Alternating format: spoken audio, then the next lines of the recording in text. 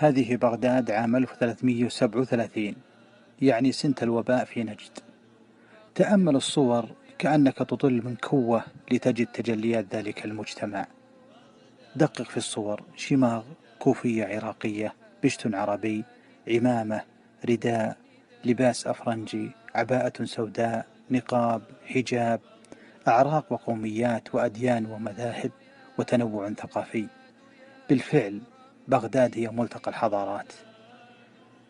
يا بغداد يا قطعة من الروح والفؤاد. بهاء التاريخ، كل شيء يوحي بأنه ثمة تاريخ مشرق هنا ترك بصمته في هذا المكان. قدموا من فجاج الأرض واتخذوا من بغداد مقاما لهم. كم عرفت حصيات جامع الكوفة مسند الإمام أحمد، وكم تردد في أروقة مساجدها كتب الفقه والسنة. بالفعل إنها قطعة من التاريخ.